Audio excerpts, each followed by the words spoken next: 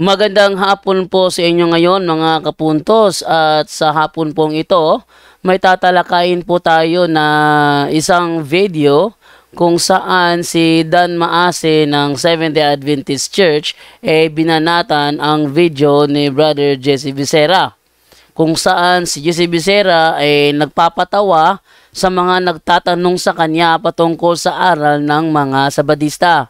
Ito ay siguro nasaktan si Dan Maasin sa ginawa ni Jesse Becerra, kaya sinasabi niya is nilalait daw ni Jesse Becerra ang salita ng Diyos, in which hindi naman niya ginawa yon.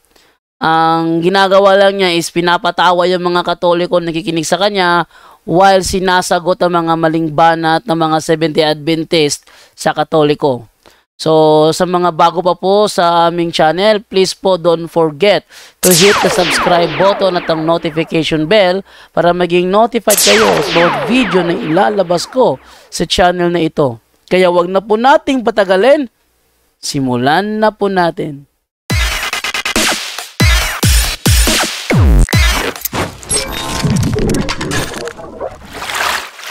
Usa ka defensor sa Romano Katoliko nga palahubog ang nagyaga-yaga sa pulong sa Dios. Ayon sa kanya, isa dawng lasenggo na CFD daw, nilalait daw ang salita ng Diyos, lasenggo. Nga palahubog. Ayan, isang Seventh-day Adventist preacher na nag-aalboroto ang kanyang damdamin, kaya nagbibintang ng kasinungalingan na si Brother Jesse Becerra daw ay lasenggo. Bakit? Nakita mo na ba na siya ay nalasing? Paano maglalasing ang isang tao na merong sakit na diabetes? Hindi maglalasing yan, lalong tataas ang diabetes niyan. Si Brother Jesse, bakit siya na diabetes? Kasi napakahilig uminom ng mga matatamis, kumain ng matatamis. Sa isang araw dati, nung wala pa siyang sakit na diabetes, makailang baso ng kape yan. Meron pa siyang Cobra energy drink. Lahat matatamis yung mga target ni Brother Jesse hanggang sa tinamaan ng diabetes. Wala naman akong naalala na merong record na yan ay naging lasenggo. Wala akong nakita na alala na yan ay merong record na yan ay nalasing. No? Kung uminom, siguro tikim-tikim. Pero talagang nalasing, ay wala akong naalala nangyari yun. Pag sinabi pong lasenggo, laging naglalasing, kaya nga lasenggo O bakit? Meron ka bang ebidensya, Dan Maasin? Hindi mo ba alam na yan ay salungat sa sinasabi ng 10 utos na paborito ninyong ipangaral? Ayon dito sa 20:16 ng Exodo, huwag kang sasaksi ng walang katotohanan laban sa iyong kapwa. Dan Maasin, nilalabag mo pala yan. Nakafocus na ba kayo sa katuruan tungkol sa Sabat, sa kautusan tungkol sa Sabat? How about yan? Kasama yan. Ba't mo nilalabag yan, Dan Maasin? Nakalimutan mo na ba yung ginagamit nyo? Santiago 2:10, ang lumalabag sa isang utos, kahit tumutupad sa iba pa, ay lumalabag sa buong kautusan? Ha? Lumalabag sa buong kautusan? Dan Maasin, mukha yatang tinatamaan ka ng na yan Nako, ano ba naman yan? So, si Jesse Becerra, ugaling talaga niyan, patawa. Minsan nga naalala ko dati, may nakaganapan dito na nagalit yan. Pero kahit galit na siya, sa hindi sinasadya, nagpatawa. Kalain nyo pati kami nakikinig sa kanya, naku, tumawa. Hindi niya, wala sa isip niya patawanin kami. Kasi nasa stage siya na galit siya. Galit siya. Family problems, galit siya. Pero kahit nagalit siya, nagawa pa rin niya na magsalita ng ilang bagay na nagresulta sa pagtawa naming lahat. Ganyan ang nature ni Jesse Becerra. Siya talaga ay nature na talaga ang pagiging patawa. Oh. Ikaw naman na napikon sa kanya pinagsasabi, nagbintang ng kasinungalingan. Hala, sino kaya ang nagkasala sa inyo dyan? Naku, Dan Maasin. Sana next time, bago tumira, mag-isip-isip ka muna. Tuloy ang video. Matod pa niya, ang mga Katoliko daw maoy malangit, kay sila maoy mo konsumo sa baboy dito sa langit, haron ilang himuong sumsuman. Yung sinasabi doon ni Jesse Becerra na ang Katoliko ay mapupunta sa langit, totoo yun. Bakit totoo yun? Dahil ang Katoliko naman talaga ang tunay na iglesia eh. Oh. Katoliko tunay na iglesia, hindi naman yung Seventh-day Adventist. Ang Katoliko, ang tunay na iglesia, natural, makakapunta ng langit yun. Bakit makakapunta? Pinangakuan kasi ni Kristo. Ang sabi ni Kristo doon sa Efesos 5:23, sapagkat ang lalaki ang ulo ng kanyang asawa, tulad ni Kristo na siyang ulo ng iglesia na kanyang katawan at siya ang tagapagligtas nito. Yang iglesia na kanyang katawan, na kanyang ililigtas, yan ang pinangalanang Iglesia Katolika ni Bishop Ignatius of Antioch noong AD 107. Wala pang Seventh-day Adventist noon. Wala pang Millerites noon. Hindi yan ng Seventh-day Adventist. Kasi ang Seventh-day Adventist, according sa kanilang aklat na Alpha and Omega, they see themselves as continuators of the Millerite heritage. Sila ay continuators ng Millerite heritage, tagapagpatuloy. Hindi sila yung nasa iglesia na ililigtas ng tagapagligtas, hindi yon continuators of the Millerite heritage. Kaya hindi yon Seventh-day Adventist. Oh, tuloy ang video. Nganong na baboy Diyos langit. Ang mga malangit, Katoliko man. Ang tao, tinuuhan nga di mo kao baboy, aw di yun ang malangit. Mao ni kontrol mo dito. Mga hugaw ng mananap, naglikaon sa Katoliko. Ato pa, kung dili na doon ang mga Katoliko sa langit, kinsa may mga una to. Kaya bakit mabasa nga ang gulay ginaog dito sa langit. Ang gulay po, di dito sa langit. Pagpapot. Ningingon si Kristo po, ningingon po si Kristo, nga kamo mangaon og manginom. Sa akong lamisa. Natural way pastor kay di ba para sa mo inom og bino. Ya karon kay kasalman ni Kristo ni katong atoon. Mano pa ni sumsuman daan gipada. Diba boy mo na sumsuman sa bino ito. Diri na to makita mga kadipensor nga ang mga sama ni ini nga mga dispensor sa Katoliko ang wala gayud magtudlo sa kamatuoran, kundi nagtukmo dinoon sa katawhan sa pagbuhat og sayop. Ang sabi ni Dan Maasin, ito daw si Jesse Becerra, nagtuturo daw na ang mga tao ay gumawa ng kabulastugan. At hindi siya natuturo ng totoo. Naku, hindi totoo sinasabi ni Jesse Becerra. No? Unang-una, ang nagkamali doon, si Dan Maasin, kasi ang sabi niya, lasenggo si Jesse Becerra. Wala siyang ebidensya pero sinabi niya, pagbibintang ng kasinungalingan sa kapwa yon. Pangalawa, yung sinabi ni Jesse Becerra, mapupunta sa langit ang Katoliko, totoo pa rin yun. Kasi pinangakuan di naman Seventh-day Adventist ang kausap sa Efesos 5:23. So talagang may mapupunta sa langit doon. Pagka sinabi nila, bakit yan ba Katoliko? Katoliko yan. Kaya di pa napapangalanan Katoliko yan. Para bang Rostom Padilla na naging si Bibi Gandang Hari. Bibi Gandang Hari, bago lumitaw yung pangalan niya, bago lumitaw ang imaheng yan, merong Rostom Padilla. Yun.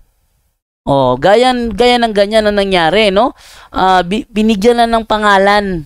Pinangalanan lang, di naman nagbagong iglesia Pinangalanan lang. Matod niya, dili daw mabasa nga utan ang kaunon dito sa langit. Matod niya, dili daw mabasa nga utan ang kaunon dito sa langit.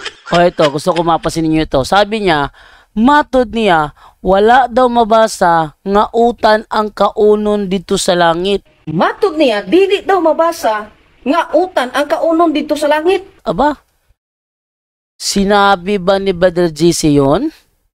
Yun ba ang sinabi ni Brother JC? Na walang mababasa na gulay ang kakainin doon sa langit? Mayroon ba siyang sinabing ganon? Balikan nga natin. Naa ba kay mabasa nga ang gulay ginaog dito sa langit? Naa ba kay mabasa nga ang gulay ginaog dito sa langit? Yun. Ang sabi niya, meron ka bang mababasa na merong gulay na ibinaba mula sa langit? Naa ba kay mabasa nga ang gulay ginaog dito sa langit? Yun ang tanong, Dan Maasin. Meron ka bang mababasa na merong gulay na ibinaba mula sa langit? Ibinaba mula sa langit, gulay. Yun ang tanong. Yang gulay pun ba di dalam langit? Yang gulay pun ba di dalam langit? At meron ka rin bang mababasa na ang gulay iniakyat doon sa langit? Yang gulay pun ba di dalam langit? Yang gulay pun ba di dalam langit? So, dalawa yung tanong. Meron ka bang mababasa na merong gulay na bumaba mula sa langit? Yang gulay pun ba di dalam langit? At meron ka bang mababasa na gulay na iniakyat pabalik doon? Yun ang tanong. Yun ang tanong, ha? Pakinggan nga natin kung sasagutin ba ni Dan Maasin. Eto. Usa ka na kadako nga pagpamakak tungod kay ang Biblia nagtug-an kanato kung unsay angay kanon sa mga tao dito sa ginharian sang langit. Usa ka na kadako nga pagpamakak tungod kay ang Biblia nagtug-an kanato kung unsay angay kanon sa mga tao dito sa ginharian sang langit. Yan. Sabi niya, yung sinabi daw ni Jesse Becerra ay isa daw malaking kasinungalingan. Usa ka na kadako nga pagpamakak. Usa ka na kadako nga pagpamakak. Usa ka na kadako nga pagpamakak. Ang sabi niya dito is kasinungalingan daw mga pinagsasabi ni Brother Jesse Becerra. Ang kanyang tanong naman is, meron bang mababasa na merong gulay na bumaba sa langit at meron bang gulay na umakyat sa langit? Yun ang tanong. Naa ba kay mabasa nga ang gulay ginaog dito sa langit? Yang gulay pun ba di dalam langit?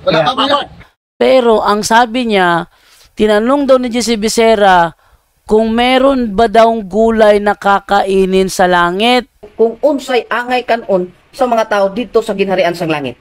Kung unsay angay kanon sa mga tao dito sa ginharian sang langit. Ay nako. Wala naman siyang tinatanong o sinasabi na merong gulay na kakainin doon sa langit. Ano ba naman to? Pagdating sa langit, meron tayong immortal body. No? Ang walang... paano ka magtatanim doon? Paano ka magtatanim doon sa langit? Ano ba naman to?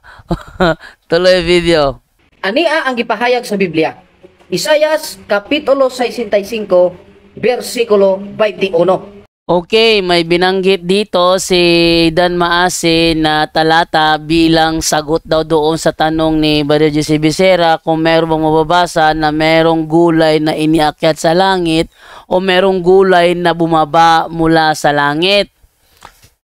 Mukha siya ng talata. Tingnan natin kung tugma bang talatang ibibigay ni Dan Maasin. Ni anang panahuna magtukod ang akong katawhan og mga balay ug puy-an nila kini.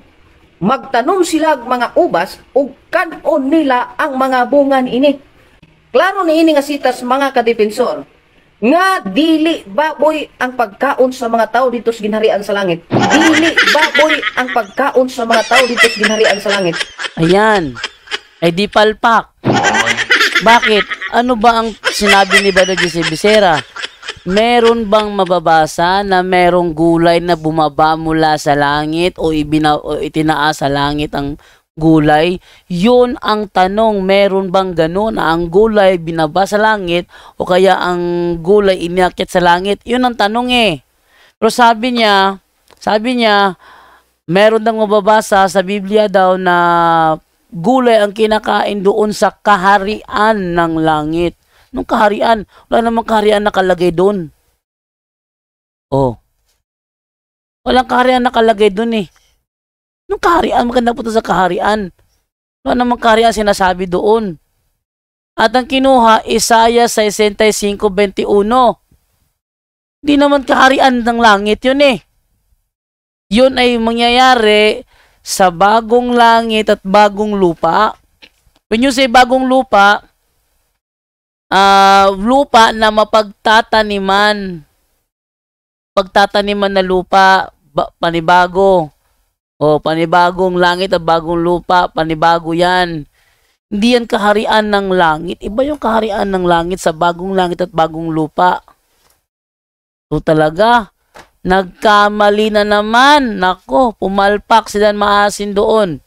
Busted yan. O, tuloy ang video. Tinuod ba ang iyang giingon nga ang mga Katoliko maoy malangit kay sila maoy mo konsumo sa baboy dito og ila kining himuong sumsuman? Yun, ang tanong naman niya kung totoo ba daw ang sinabi ni Brother Jesse na mapupunta sa langit ang mga Katoliko. Ang sagot, yes, totoo yun. Bakit? Si Kristo ay may tinuro sa mga apostol na ipangaral sa mga alagad. Ayon sa Efeso 5:23, si Kristo ang tagapagligtas ng kanyang iglesia. Yung kanyang iglesia tinatag, nasa 1st century yon, gaya ng Katoliko. Nasa Jerusalem yon, gaya ng Katoliko. At yun ay founded niya, gaya ng Katoliko. Hindi yan gaya ng SDA. Ang SDA is founded by Ellen G. White in Battle Creek, Michigan, USA in 1860. So, mukhang dito hindi natatama si Dan Maasin dito. Pero yung karugtong doon na upang kainin yung mga baboy doon, yun ay joke-joke na lang. Dagdag patawa sa mga nakikinig sa kanya. Tuloy ang video. Atong basahon ang Biblia. Isayas kapitulo 66 bersikulo 15 tubtob sa 17. Yun, so babasahin niya ang Isaiah 66 15 hanggang 17. So babasahin din natin yan para maipakita natin kung tama ba ang kanyang unawa sa naturang talata. Ang sabi rito, makinig kayo, darating ang Panginoon na may dalang apoy. Sasakay siya sa kanyang mga karwahing pandigma na parang ipo-ipo. Ipapakita niya ang kanyang galit sa kanyang mga kaaway at parurusahan niya sila ng nagliliyab na apoy. Sapagkat sa pamamagitan ng apoy at espada, parurusahan ng Panginoon ng lahat ng taong makasalanan at marami ang kanyang papatayin. Sinabi ng Panginoon, sama-samang mamamatay ang mga nagpapakabanal at naglilinis ng mga sarili nila sa pagsamba sa kanilang mga Diyos-Diyosan sa halamanan. Mamamatay silang kumakain ng baboy, daga at iba pang mga pagkaing kasuklam-suklam. Kung papansinin natin ang talatang ito, walang kinalaman sa Katoliko ito. Hindi nga Katoliko ang tinutukoy nito eh. Pakinggan ninyo mabuti ha. Ang sabi, sama-samang mamamatay ang mga nagpapakabanal at naglilinis ng mga sarili nila sa pagsamba sa kanilang mga Diyos-Diyosan sa halamanan. Ang mga taong ito pala ay merong mga kinikilalang Diyos-Diyosan sa kanilang mga halamanan. At kaya sila'y nagpapakabanal at naglilinis sa kanilang sarili para sumamba sa kanilang mga Diyos-Diyosan sa halamanan. Hindi naman ang mga Katoliko ang tinutukoy nito, kundi ang mga Israelita sa 65:4 ng Isayas. Sumagot ang Panginoon, nagpakilala ako sa mga taong hindi nagtatanong tungkol sa akin. Natagpuan nila ako kahit na hindi nila ako hinahanap. Ipinakilala ko ang aking sarili sa kanila kahit na hindi sila tumatawag sa akin. Patuloy akong naghintay sa mga mamamayan kung matitigas ang ulo. Mamamayan ko. Sino ba ang kanyang bayan? Di ba ang Israel? At hindi sumusunod sa mabuting pag-uugali. Ang sinusunod nila ay ang sarili nilang isipan. O, ayan na. Ang sinusunod nila. Sinong nila? Yung kanyang bayan ay ang sarili nilang isipan. Ginagalit nila ako. Sinong silang nila? Yung kanyang bayan. Ipinapakita nila sa akin ang patuloy nilang pagsamba sa kanilang mga Diyos-Diyosan sa pamamagitan ng paghahandog sa mga halamanan at pagsusunog ng mga insenso sa bubong ng kanilang mga bahay. So napakaliwanag, ang tinutukoy dito yung kanyang mamamayan. Balikan natin ang sinasabi sa verse 2. Patuloy akong naghihintay sa mga mamamayan kong matitigas ang ulo. Sa panahon ni Propeta Isaias, Israel lang naman ang kanyang bayan. Ayan, no? At itong mga taong ito ang nagpupunta sa halamanan upang sumamba sa kanilang mga Diyos-Diyosan.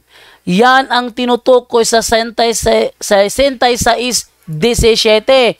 Sinabi ng Panginoon, sama-samang mamamatay ang mga nagpapakabanal at naglilinis ng mga sarili nila sa pagsamba sa kanilang mga Diyos-Diyosan sa halamanan. Mamamatay sila. Sinong sila? Yung pumupunta sa halamanan para sumamba sa kanilang mga Diyos-Diyosan. Mamamatay sila. May kinalaman mga Katoliko dyan? Walang kinalaman ng Katoliko niyan. Walang kinalaman.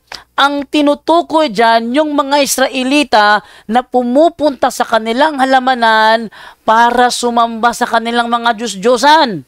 Sabi dito, mamamatay silang kumakain ng baboy. Sinong sila na mamamatay na kumakain ng baboy? Yung mga nagpapakabanal na mga Israelita upang sumamba sa kanilang mga Diyos-Diyosan sa halamanan. Aba, hindi pala Katoliko ang tinutukoy dyan. O sige, pakinggan natin, babasahin ni Dan Maasin yan. At alamin natin kung ano ang unawa ni Dan Maasin dyan. Kung ito ba'y tugma sa konteksto ng Biblia o gumagawa siya ng sarili niyang paliwanag. Tuloy ang video. Pamati, moabot ang Ginoo inuban sa kalayo. Ug ang iyang mga karwahe murag alimpulos, ipahamtang niya ang iyang kapungot ngadto sa iyang mga kaaway ug silutan niya sila sa nagaidlab nga kalayo. Kay paagi sa kalayo ug sa iyang espada silutan sa Ginoo ang tanang mga taong makasasala ug daghan ang iyang mapatay. Bersikulo 17. Miingon ang Ginoo, magdungan og pangamatay ang mga nagapakabalaan ug nagapakahinlo sa ilang kaugalingon sa ilang pagsimba sa ilang mga Dios-Dios didto sa hardin.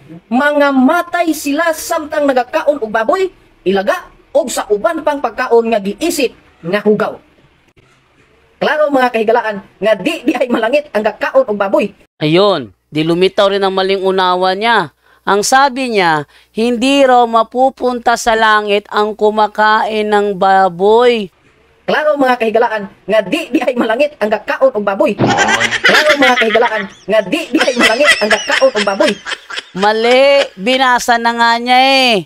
Mamamatay yung mga pumupunta sa mga halamanan para sumamba sa kanilang mga Diyos-Diyusan. At sila ay mamamatay na kumakain ng baboy. Sila yung pumupunta sa halamanan para sumamba sa Diyos-Diyusan. Sila yung mamamatay na kumakain ng baboy. Hindi yung mga Katoliko. Palpak talaga si Dan Maasin. Yung context, hindi talaga niya makuha. May tinutukoy, sinabi na nga doon eh. Ating babasahin sa Bisaya. Miingon ang Ginoo. Ito ha, sinabi ng Panginoon, magdungan og pangamatay ang mga nagapakabalaan og nagapakahinlo sa ilang kaugalingon, sa ilang pagsimba sa ilang mga Diyos didto sa hardin. Tagalog, magkakasabay-sabay na mamamatay ang mga nagpapakabanal at naglilinis ng kanilang sarili sa kanilang pagsamba sa kanilang mga Diyos-Diyosan doon sa halamanan. Mga matay sila samtang nagakaon og baboy. Mga matay sila. Sinong sila? Yung pupunta sa halamanan para sumamba, sila yung mga matay na nagakaon og baboy. Sila. May specific na mga taong tinutukoy ang talatang ito, hindi naman Katolikong tinutukoy dyan, kundi yung magdungan pakamatay ang mga nagpakabalaan o nagpakahinlo sa ilang kaugalingon, sa ilang pagsimba, sa ilang mga Diyos dito sa hardin. Mga matay sila. Maliwanag ang topic dito eh. Sino ang mga matay eh? Mga matay sila. Sinong sila yan? Yung mga nagahinlo sa ilang kaugalingon sa pag-adto sa ilang mga Diyos-Diyusan sa hardin aron pagsimba. Palpak talaga ito si Dan Maasin. Nasa harap na niya ang talata, mali pa ang kanyang unawa. Nako, delikado pag sabadista ang magtuturo sa inyo. Binabaluktot ang Biblia. Napakaliwanag, mga matay sila. Sinong sila? Yung mupunta sa hardin. Mga matay sila samtang nagkakaon og baboy. Sino? Yung mupunta sa hardin. Hindi yan ugali ng Katoliko. Yun ang bayan ng Diyos. Yun ang mga Israelita. Ito talaga Dan Maasin. Nagamit-gamit, nasa harap ng talata, baluktot pa ang kanyang paliwanag. O, tanyo? Nakita ninyong paliwanag Dan Maasin? Napakamali talaga. Ulitin natin yung talata. Aliyan na, talata ha, nasa harap nyo na. Miingon ang Ginoo, sabi ng Panginoon, magdungan og pangamatay, sabay-sabay na mamamatay, ang mga nagapakabalaan og nagapakahinlo sa ilang kaugalingon, sa ilang pagsimba, sa ilang mga Diyos dito sa hardin. Hindi pala to isang tao lang gagawa nito. Marami pala. At silang lahat nagagawa niyan, sabay-sabay na mamamatay. Mga matay sila, samtang nagakaon og baboy. Sino? Yung mga nasa hardin. Katoliko ba yun? Napakamali talaga mag-isip ni Dan Maasin. Tingnan nyo Napakamali talaga niyang mag-isip. Nasa harap na niya. Binasa na niya ang talata. Baluktot pa ang paliwanag. Naku, Dan Maasin. Kawawa ka naman. Delikado, hindi ka pwede magturo. Dahil hindi mo nauunawaan ang kautusan. Babasahin natin ang sinasabi sa unang Timoteo 1:7. Nais nilang maging tagapagturo ng kautusan, gayong hindi naman nila nauunawaan ang kanilang sinasabi at ang kanilang mga itinuturo ng may buong tiwala sa sarili. Ang dami namang palpak Dan Maasin dito. Naku, daming palpak niya. Sinabi ng talata, mga matay sila. Ibig sabihin, may tinutukoy. At ang tinutukoy niya, hindi isang tao lang, marami sila. Sinong sila yan? Yung pupunta sa hardin. Nagpapakabanal at naglilinis sa kanilang sarili para sumamba sa kanilang mga Diyos-Diyosan doon sa halamanan. Ang liwanag ng talata, binabaluktot mo pa Dan Maasin. Nako, delikado talaga pag ikaw ang nagturo, ligaw ang kaluluwa ng lahat ng makikinig sa'yo. Tuloy ang video. Kinsa man karon ang malangit. Versikulo 22 hangtod 23. Miingon pagayod ang Ginoo. Maingon nga ang bag-ong langit ug ang bag-ong yuta nga akong himuon magapabilin hangtod sa hangtod. Ang inyong mga kaliwat magapadayon usab hangtod sa hangtod. Ug dili gayod kamo kalimtan. Sa matag subang sa bag-ong bulan ug sa matag adlaw nga igpapahulay, musimba ang tanang mga katawhan kanako. Ako ang Ginoo ang nagaingon niini. Sa maong sitas mga kadipinsor, gitug-anan kita nga ang mga tao di ay nga magpuyo dito sa langit, mga Sabadista, dili mga Dominguista. Mali talaga itong si Dan Maasin pag ito nagbasa. Sabi niya, doon daw sa langit, wala raw doong Dominguista, Sabadista lang. Mali na naman talaga. Tingnan mo ito ha. Tingnan nyo, anong sabi sa kanyang binasa. Babasahin ko sa English para mas maunawaan. For just as the new heavens and the new earth which I make will remain and endure before me, declares the Lord, so your offspring and your name will remain and endure. And it shall be that from new moon to new moon, and from Sabbath to Sabbath, all mankind will come to bow down and worship before me, says the Lord. Ano daw? Mula Sabbath hanggang sa kabilang Sabat. From Sabat to Sabat. Pag sinabi ko, ikaw ay magtrabaho sa kumpanya ko from Monday to Monday, ang ibig sabihin yan, walang day off, everyday yan. Mag-start ka sa Monday, matatapos ka sa Monday, walang day off yan. Maliban na lang pag sinabi ko, magtatrabaho ka sa akin from Monday to Saturday, ang day off mo Sunday. From Monday to Monday, magtatrabaho ka, ibig sabihin wala kang day off niyan. Ano ba naman to? Kasi Monday to Monday, magtatapos ka sa Monday, kaso ang work mo, mag-start ulit sa Monday. So, hindi ka matatapos, tuloy pa rin. Non-stop yan.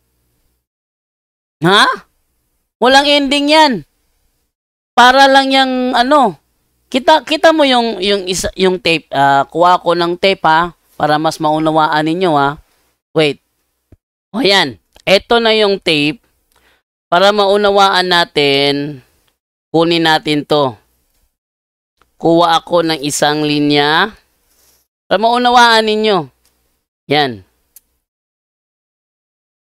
Pagpalagay natin na ang bawat dulo nito Sabat.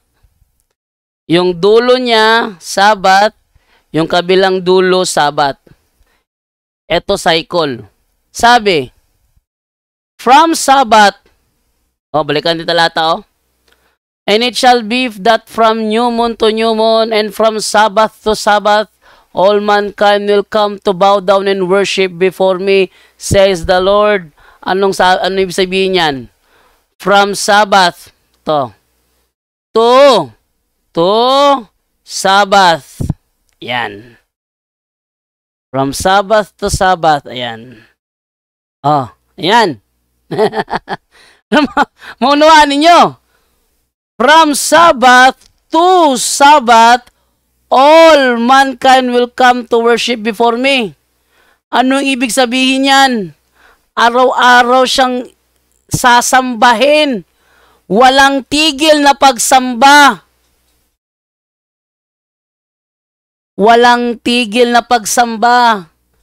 Mula Sabat patungo sa kabilang Sabat, di walang tigil ang pagsamba. Ngayon, mula Sabat, from Sabat to Sabat, wala bang madadaan ng linggo? May madadaan ng linggo dan maasin. From Sabat to Sabat.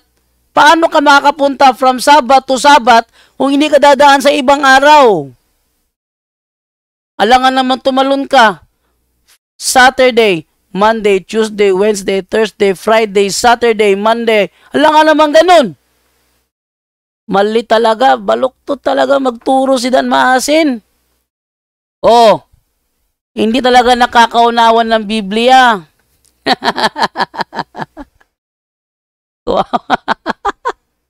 Napakaliwanag. Ulitin natin, ha?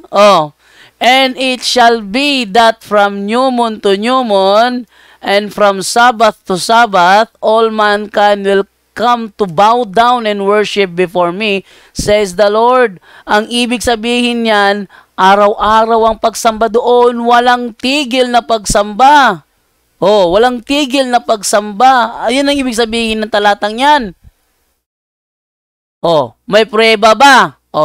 Eto, sa aklat ng pahayag, ang sabi ganito, ang bawat isa ay may tiga-anim na pakpak at punong-puno ng mga mata sa harap at likod. Walang tigil ang kanilang pag-awit araw at gabi. Banal, banal, banal ang Panginoong Diyos na makapangyarihan sa lahat, na siyang nakaraan, kasalukuyan at darating. Walang tigil ang kanilang pag-awit araw at gabi. Pag sinabing walang tigil, continuous yan. Ito, from Sabbath to Sabbath, all mankind will come to worship me. Di araw-araw siya, walang tigil. Ikaw talaga Dan Maasin. Bakit ba binabaluktot mo ang Biblia? Bakit ba hindi mo sinasabi yung tama? Ano walang Dominguista? From Sabat to Sabat, alangan namang tatalo niya ng Lunes. Walang tigil nga walang tigil ang kanilang pag-awit araw at gabi. Itong talatang ito tumutok ito sa Kerubin. Sa mga tao ganun din. Balikan natin ang sinasabi doon sa Isaiah 66:24. And it shall be that from new moon to new moon, and from Sabbath to Sabbath, all mankind will come to bow down and worship before me, says the Lord. Napakaliwanag dyan. From Sabbath to Sabbath, mula Sabado hanggang sa Sabado. Sa kanila kasi, Sabat yan, Sabado. O sige, palagay na lang natin. Mula Sabado hanggang sa Sabado. Paano ka makakapunta sa kabilang Sabado kung wala kang linggong madadaanan? Ay, naku, Dan Maasin. Ikaw talaga kahit kailan palpa ka talaga magturo. Palpa ka talaga magturo. O, ating ituloy ang video. Baka may dudugtong pa siya doon na iba. Karon, ang mga palahubog ba makasud bas ginharian sa langit? Sama sa giingon ni ining palahubog nga depensor sa Katoliko? Nako, malas ka Dan Maasin. Hindi yan lasinggo si Brother JC. Wala ka ring ebidensya na yan ay nalasing. Wala kang video na nalasing yan, na nagkahandusay. Hindi ka naman magiging lasinggo yung diabetic patient. No? Hindi yan lasinggo. Dahil may sakit sa diabetes yan, then malakas siyang uminom dati ng Cobra, ng soft drinks, ng Coke, ilang bote sa isang araw. Tapos, mga matatamis, yun ang mga target niya hanggang natamaan ng diabetes. Pero yung alak, naku, wala yan sa kanya. Hindi lasinggo si Brother Jesse. Hindi lasinggo yan. Ang sigurado ako may impyerno yung nagbibintang ng kasinungalingan. Gaya ng ginagawa mo. Kumo yung kanyang topic is patawa sa mga nakikinig sa kanya, pinagbintangan mo ng lasenggo, wala ka namang ebidensya. Kaya kung pagkukumparayan ko kayong dalawa ni Brother Jesse at ikaw, masigurado pa kung ikaw ang pupunta doon. Kasi nagbibintangan ng kasinungalingan, may ebidensya ka ba Dan Maasin na lasing yan? No? May ebidensya ka ba Dan Maasin na uminom yan? May ebidensya ka ba na nalasing yan? Wala naman eh. Ikaw talaga Dan Maasin. Natamaan ka talaga. No? Si Brother Jesse nagpatawa lang, inakusahan mo ng lasenggo. Nako, sigurado ako yung mga nagbibinta ng kasinungalingan sa kapwa, yun na may impyerno. Ya Dan Maasin, mukhang ikaw yata ang kandidato doon ah. Naku, itigil mo na yan. Kayong mga sabadista na mga bintangerong mga sabadista, itigil nyo na yung mga pabibinta nyo ng kasinungalingan. Ulitin natin anong kanilang sinasabi. Santiago 2:10. Ang lumalabag sa isang utos kahit tumutupad sa iba pa ay lumalabag sa buong kautosan. Dan Maasin, kahit ilang Sabat pa o Sabado ang tuparin mo, pag nilalabag mo ang kautosang huwag kang magbintang ng kasinungalingan sa iyong kapwa, lahat ng kautosan nalalabag mo. Sa Bisaya dyan, tawag dyan, diskuido. Ha? Kuradas tanan. Naku, Dan Maasin, kawawa ka naman.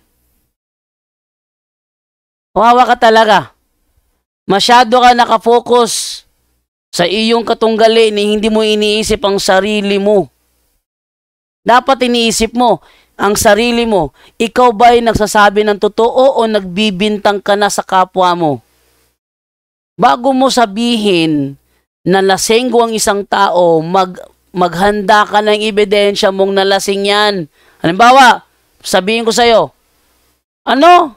Si Brother Jesse Becerra, lasenggo? Meron ka bang ebidensya, prueba, video na siya ay nalasing? Tapos meron kang video. Eto, Brother Jando, baka tutulan mo ito. Ito yung video ko, nakunan ko siya. Nakahandusay sa sobrang kalasingan. Aaminin mo ba ito? Yung mga ganong ebidensya. Maghanda ka bago ka magbintang sa iyong kapwa. Kung wala kang nakahanda, nalalabag mo yan, ang kautusan na yan. Huwag kang magbintang ng kasinungalingan sa iyong kapwa. Nilalabag mo yan. At once nilalabag mo yan, kahit ilang Sabat pa ang tinupad mo, baliwala pa rin. Ang lumalabag sa isang utos, kahit tumutupad sa iba pa, ay lumalabag sa buong kautusan. Kawawa ka naman talaga. Bakit nalalabag ang buong kautusan? Galatia 5:14. Sapagkat ang buong kautusan ay nauuwi sa isang pangungusap, ibigin mo ang iyong kapwa gaya ng pag-ibig mo sa iyong sarili. Sa Bisaya, kay ang tibuok balaod na tingob sa usa lamang kasugo. higugma ang imong isikatawo sama sa imong kaugalingon, kaya dan maasin. Kahit ilang sabat pa ang gawin mo, baliwala, basura lahat ang mga yan. Kung patuloy ka sa pagbibintang ng kasinungalingan sa iyong kapwa. Kaya, ako pa sa'yo, magbago ka na. Wala kang mapapala dyan. Pasikat lang hinahabol mo, ay impyerno ka niyan. Kasi, nagbibinta ka ng kasinungalingan, wala ka naman pruweba. Bago mo sabihin si Brother Jesse na lasing, maglabas ka ng video mo na, ayan o, nalasing o, sasaray-say pag lumalakad sa pauwi ng bahay. Labas ka ng ebidensya mo. Bago ka mo sabihin. Kung wala ka ebidensya, huwag kang magbibintang o magbabanggit man lang na lasenggo ang isang tao hanggat wala kang ebidensya. Kahit pa ikay nagdududa na lasenggo ang taong yan, kung wala kang ebidensya, huwag kang magsabi na yan ay lasenggo. Dahil pag sinabi mo yan na wala kang preba, nagbibintang ka ng kasinungalingan. At pag nagbintang ka ng kasinungalingan sa iyong kapwa, lahat ng kautusan na labag mo na. So, kawawa ka naman. Ikaw ang maluluto niyan sa sinasabi mo. Okay? So hanggang dito na lamang po ang aking presentation sa araw na ito. Maraming salamat po sa pagsubaybay po sa ating programa Straight to the Point. At sana tangkilikin nyo rin po ang aking YouTube channel, JDTV Straight to the Point. Maraming salamat po and bye-bye.